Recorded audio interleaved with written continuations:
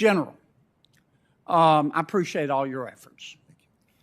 I think it's fair to say that Chicago has become, unfortunately, the world's largest outdoor shooting range. At a tense Senate hearing, Senator John Kennedy put Attorney General Merrick Garland straight on the hot seat, and this time, the focus was Chicago's violent crime crisis. With murders, carjackings, and gun violence dominating headlines, Kennedy pressed Garland on a question millions of Americans are asking: what is the Justice Department actually doing to stop the bloodshed? The exchange quickly turned sharp as Kennedy demanded clear answers, challenging federal enforcement priorities and accountability in America's major cities. Garland responded by outlining the administration's strategy, but not without facing tough follow-ups that left little room for vague talking points.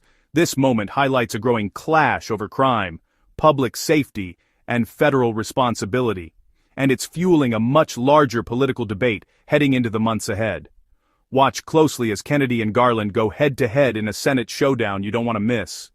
Don't forget to like and subscribe for more political moments like this. General, I appreciate all your efforts. I think it's fair to say that Chicago has become, unfortunately, the world's largest outdoor shooting range. What's the Department of Justice doing to help remedy this problem in Chicago? Well, violent crime has been a priority of the Justice Department since I first entered the department. Since I was last in the department, that may have been the first time the department actually created an anti-violent crime initiative, which has now, over the years, had different names. We are going to put a large amount of money into grants with respect to violent crimes, gang violence, BJA, Bureau of Justice Assistance grants. We spent $8.6 billion in FY21 on violent crime, both on prevention. But what about Chicago? Yeah, on the specifics of Chicago, I don't know, but we will provide the resources that the city needs to assist it in its efforts against violent crime. I don't know specifically, although having been born and raised in Chicago, I'm at least as concerned as you are about violent crime in that city. Yeah, so you're giving them money?